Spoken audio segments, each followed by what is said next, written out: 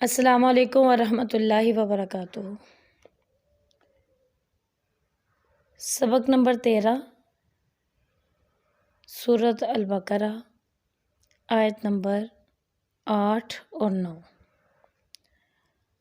اعوذ باللہ من الشیطان الرجیم، بسم اللہ الرحمن الرحیم۔ وَمِنَ النَّاسِ مَن يَقُولُ، وَمِنَ النَّاسِ اور لوگوں میں سے بعض ایسے بھی ہیں، مَن یقول جو کہتے ہیں، جو یقول کہتے ہیں، آمنا ہم ایمان لائے، باللہ ساتھ اللہ کے، وبالیوم الآخر اور ساتھ دن، یومی دن، آخری آخرت کے، وما اور نہیں، ہم وہ بمؤمنین حالانکہ وہ مومن نہیں ہیں۔ وَمِنَ النَّاسِ مَن يَقُولُ آمَنَّا بِاللَّهِ وَبَالْيَوْمِ الْآخِرِ وَمَا هُمْ بِمُؤْمِنِينَ، بعض ایسے بھی ہیں جو کہتے ہیں ہمارا اللہ اور آخرت کے دن پر ایمان ہے، حالانکہ وہ مومن نہیں ہیں۔ اس آیت میں اللہ رب العزت منافقین کی مثال بیان کر رہے ہیں۔ اللہ فرماتے ہیں کہ کچھ لوگ ایسے بھی ہیں جو بظاہر تو یہ کہتے ہیں کہ ہم ایمان لے آئے ہیں اللہ پر بھی اور آخرت کے دن پر بھی، حالانکہ وہ مومن نہیں ہوتے، یعنی جو ان کی زبانیں کہتی ہیں وہ ان کے دلوں میں نہیں ہوتا۔ ان سے مراد منافقین ہے۔ منافقت کہتے ہیں اچھائی کو ظاہر کرنا اور اپنے دل میں برائی کو چھپا کے رکھنا، یعنی نفاق کہلاتا ہے۔ منافق کی دو قسمیں، ایک ہوتا ہے اعتقادی منافق اور دوسرا ہے عملی منافق۔ اعتقادی منافق وہ ہے جو بظاہر اپنے آپ کو مسلمان کہلاتا ہو لیکن دل میں کفر چھپا کے رکھے، یعنی وہ مسلمان نہیں ہے لیکن ظاہر یہی کرتا ہے کہ میں مسلمان ہوں۔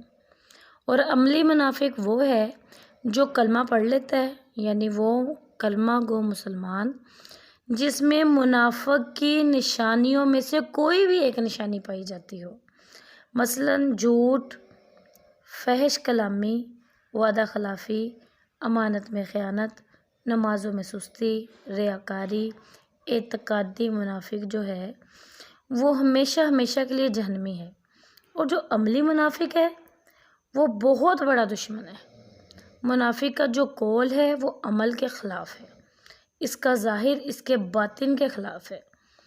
بیٹے یاد رکھیے گا، یہ جو عملی منافق ہے نا، یہ اس میں اللہ تعالیٰ منافقین کا ذکر کر رہے ہیں۔ بات تو ہو رہی ہے نبی علیہ السلام کے دور کے منافقوں کے بارے میں، لیکن اگر آج ہم خود پہ اس کو اپلائی کریں تو اگر ہم غور کریں تو دیکھنے میں یہ بات واضح ہے کہ یہ جو عملی منافق ہے نا، یہ شاید ہم لوگ بھی ہیں، کیونکہ ہم بھی بات کرتے ہیں تو جھوٹ بولتے ہیں، جب ہم کسی سے جھگڑا کرتے ہیں تو فحش کلامی کرتے ہیں یعنی گالی دیتے ہیں، ہم کسی سے وعدہ کریں تو وعدہ خلافی کر لیتے ہیں، امانت دی جائے تو امانت میں خیانت کر لیتے ہیں، نمازوں میں ہم سستی آپ کو پتہ ہے کرتے ہی رہتے ہیں، شادی آ گئی ہے تو نماز نہیں پڑھنی، اگر ہماری ذاتی اپنی شادی آ گئی ہے ہم کہتے ہیں جی دلہن بنی ہوں تو ایک ہی دفعہ رات کو ساری نمازیں یا پھر کل کو پڑھ لیں گے، اور بہت سے لوگ تو پڑھتے ہی نہیں ہیں، اور جو پڑھتے ہیں ہم جیسے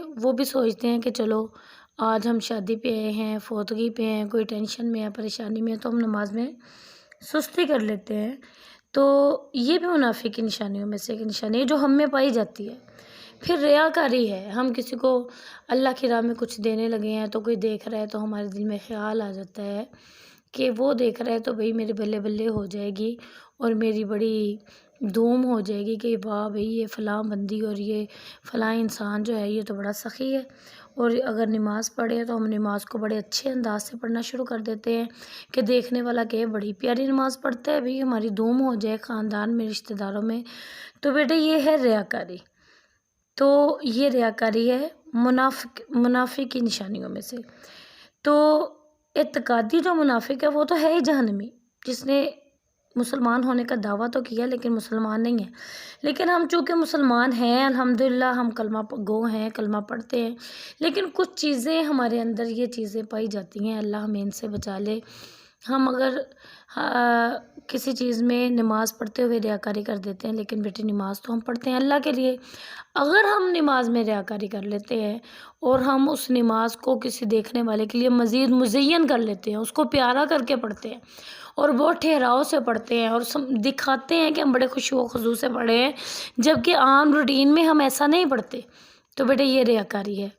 اور اگر ہم اللہ کی راہ میں کچھ دینے لگے ہیں تو کوئی دیکھ رہا ہے تو ہم اس کو بالکل واضح کر کے دیتے ہیں، حالانکہ رسول اللہ صلی اللہ علیہ وسلم نے فرمایا کہ جب تم اللہ کی راہ میں دو تو ایسے دو کہ تمہارے ایک ہاتھ سے دو تو دوسرے کو پتہ نہ چلے۔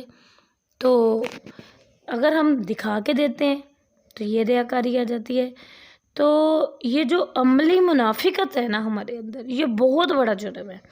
اور رسول اللہ صلی اللہ علیہ وسلم نے فرمایا جو منافق ہے وہ قیامت کے دن جہنم کے سب سے نچلے گڑھے میں ہوگا۔ اللہم لا تجعلنا منہم، اللہم لا نجعلنا منہم، اللہ ہمیں ان لوگوں میں شامل نہ کرے۔ اور ان کا کہنا ہے کہ ہم ایمان لائے۔ نبی علیہ السلام کے دور میں جو منافق تھے وہ اللہ کے نبی اور صحابہ کرام کے پاس جب آتے تو آ کے کہتے کہ ہم ایمان لے آئے، حالانکہ وہ ایمان نہیں لائے ہوتے تھے۔ یخادعون اللہ، وہ دھوکہ دیتے ہیں اللہ کو، والذین، اور ان لوگوں کو، آمنو، جو ایمان لائے۔ بظاہر وہ یہی ظاہر کرتے تھے کہ ہم خود کو مسلمان ظاہر کر رہے ہیں، لہٰذا ہم مسلمانوں کو، ہم اللہ تعالیٰ کو دھوکہ دے رہے ہیں، ہم مومنوں کو دھوکہ دے رہے ہیں۔ اللہ فرماتے ہیں وما یخدعون، اور دراصل وہ ہمیں دھوکہ نہیں دے رہے، الا مگر انفسہم، اپنی ہی جانوں کو، اپنے ہی آپ کو وہ دھوکہ دے رہے ہیں، وما یشعرون، اور لیکن ان کو اس بات کا شعور نہیں ہے۔ یخادعون اللہ والذین آمنوا وما یخدعون الا انفسہم وما یشعرون، وہ بظاہر اللہ کو، ایمان والوں کو دھوکہ دیتے ہیں، مگر دراصل یہ اپنے آپ ہی کو دھوکہ دے رہے ہیں، لیکن انہیں اس بات کا شعور بھی نہیں ہے۔ منافقین کی ابتدا کب ہوئی؟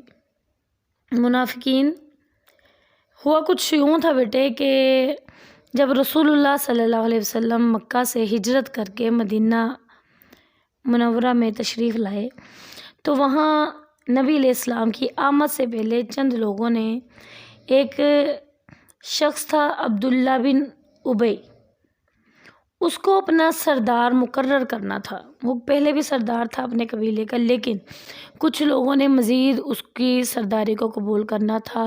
اوس اور خزرج کے لوگوں نے، یہ دو قبیلے تھے انصار کے، مدینہ میں دو قبیلے انصار کے تھے اور 3 یہود کے تھے، جن میں سے جو 2 قبیلے انصار کے تھے انہوں نے عبداللہ بن ابی جو تھا اس کو اپنا سردار بنانا تھا، لیکن جیسے ہی رسول اللہ صلی اللہ علیہ وسلم تشریف لائے تو انہوں نے اس کی سرداری کو رد کر دیا اور رسول اللہ صلی اللہ علیہ وسلم کو اپنا نبی مان لیا، اور آپ صلی اللہ علیہ وسلم کے ہاتھوں مشرف با اسلام ہوئے۔ تو اس کو بڑی تکلیف تھی اس بات کی کہ سردار تو مجھے بننا تھا، تو اب یہ رسول اللہ صلی اللہ علیہ وسلم آ گئے ہیں تو اب یہ سردار بن گئے۔ تو پھر اس کے بعد جب جنگ بدر ہوئی نا تو مسلمانوں کو اللہ رب العزت نے بڑی شاندار کامیابی دی۔ جنگ بدر میں 1000 کافر تھے، مشرکین مکہ تھے، اور 313 مسلمان تھے۔ اتنی تھوڑی تعداد ہونے کے باوجود اللہ رب العزت نے مسلمانوں کو بڑی شاندار فتح دی اور اسلامی حکومت کی بنیاد قائم ہو گئی تھی۔ اس وقت یہ جو منافق گروہ تھا یہ قائم ہوا۔ ان کا سردار عبداللہ بن ابی تھا۔ اس کے دل میں دشمنی کا جذبہ تھا کہ میں نے سردار بننا تھا اور یہ رسول اللہ بن گئے ہیں صلی اللہ علیہ وسلم۔ تو اس نے مسلمانوں کو مٹانے کی تدابیر سوچنا شروع کر دی۔ آخر کار اس کو یہ تدبیر سوچی کہ بظاہر وہ اسلام لا کر درپردہ اسلام کی جڑ کاٹ دے گا۔ چنانچہ یہ شخص اپنے ساتھیوں کو اپنے ناپاک ارادے کی اطلاع دے کر اپنے ساتھیوں سمیت مسلمان ہو گیا، بظاہر مسلمان ہو گیا، جیسے اللہ فرماتے ہیں نا وَمِنَ النَّاسِ مَن يَقُولُ آمَنَّا بِاللَّهِ بظاہر وہ کہتے ہیں کہ ہم اللہ پر ایمان لے آئے، حالانکہ وہ ایمان لانے والے نہیں ہیں۔ وہ ایمان لے آیا تو پھر اسی طرح رفتہ رفتہ منافقین کی باقاعدہ ایک جماعت مدینہ میں اور آس پاس کی بستیوں میں قائم ہوگی۔ اللہ تعالیٰ نے قرآن مجید کی اس آیت میں اور مزید بھی بہت سی آیات میں ان کی سازشوں کو بیان فرما کر مسلمانوں کو ہوشیار رہنے کی تلقین کی کہ ان کی طرف دھیان کریں کہ کہیں نقصان نہ پہنچائے مسلمانوں کو۔ اللہ رب العزت اپنے قرآن میں فرماتے ہیں، سورۃ المنافقون آیت نمبر 1، اللہ تعالیٰ فرماتے ہیں جب منافق آپ کے پاس آتے ہیں تو کہتے ہیں ہم گواہی دیتے ہیں کہ آپ اللہ کے رسول ہیں۔ اللہ کو معلوم ہے کہ آپ اللہ کے رسول ہیں، اور اللہ یہ بھی گواہی دیتے ہیں کہ منافق بڑے ہی جھوٹے ہیں۔ پھر ایک اور جگہ اللہ رب العزت نے سورہ نساء کی آیت نمبر 142 میں فرمایا، منافق چاہتے ہیں کہ اللہ کو دھوکہ دیں، حالانکہ اللہ انہیں خود فریبی میں رکھنے والا ہے، مطلب یہ خود ہی کو دھوکہ دے رہے ہیں۔ اگلی آیت میں اللہ رب العزت ارشاد فرماتے ہیں، یخادعون اللہ، وہ دھوکہ دیتے ہیں اللہ کو، والذین، اور ان لوگوں کو، آمنو، جو ایمان لائے، وما یخدعون، حالانکہ وہ دھوکہ نہیں دے رہے اللہ کو، الا مگر انفسہم، اپنے ہی جانوں کو، وما یشعرون، اور ان کو اس کا شعور بھی نہیں ہے۔ منافقین کا دھوکہ جو ہے، منافق اپنی نادانی کی وجہ سے یہ سمجھتے ہیں کہ وہ اللہ اور اہل ایمان کو دھوکہ دینے میں کامیاب ہو جائیں گے۔